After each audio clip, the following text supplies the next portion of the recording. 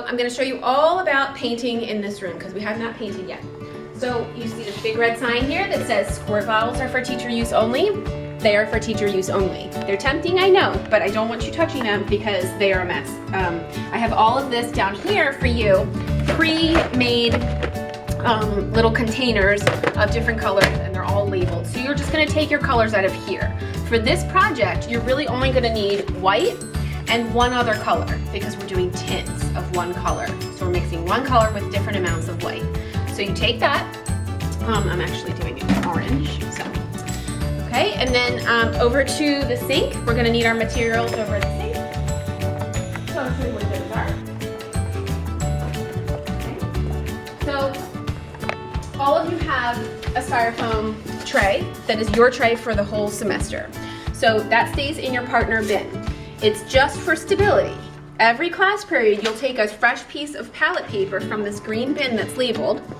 And you're gonna put it shiny side up on your styrofoam tray. So this is where the paint will go, and then this can get thrown out at the end of the class period, okay?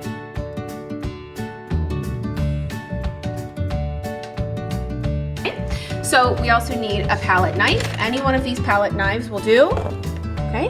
And then you're gonna wanna take a brush. For this project, I recommend that you take one of the brushes that has a flat edge on it, okay? And then you need a water cup too. All right, so you need all those things. I actually have all of that for myself over here already.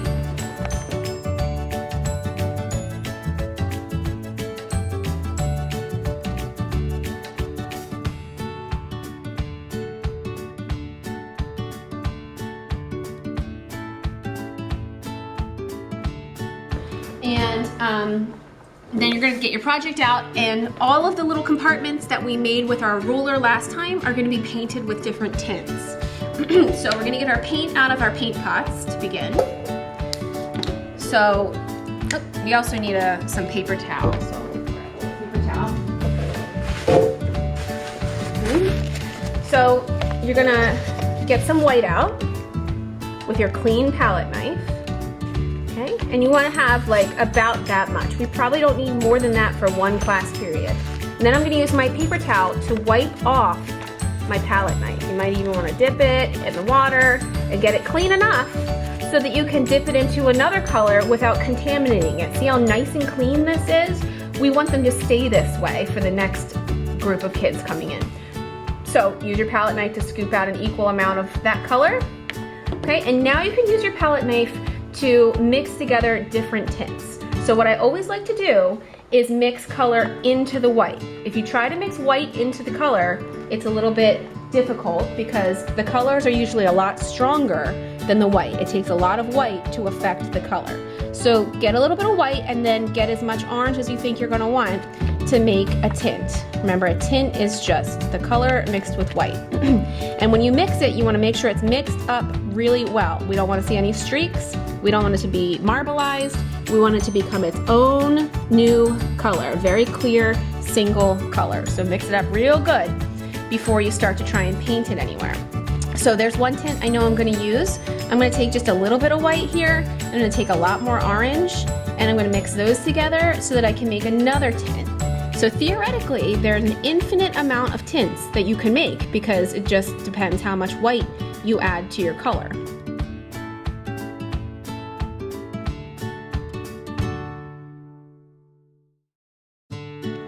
Could be a lot, a little. So I can make a whole bunch of different varieties in addition to this. But for now, I'm gonna use this. I'm gonna grab my brush, and I'm gonna just get some paint on my brush and then go to my project. And you just wanna make sure that you don't use the same tint next to a compartment that has that tint, because obviously this will blend into this and it'll look like one big shape. So you just need to watch that as you're going around and painting all of your compartments.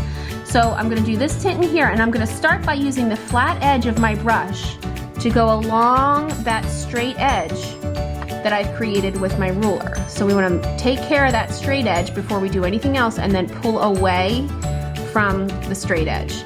And even if I have like letters like this, I'm still also gonna use my straight edge to get right up against the letter.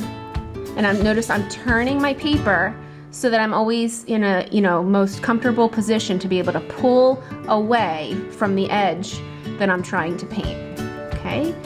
Something like this, you might want to switch to like one of the round brushes because of just the nature of this round section. But most of what we're painting is going to be a lot of straight edges.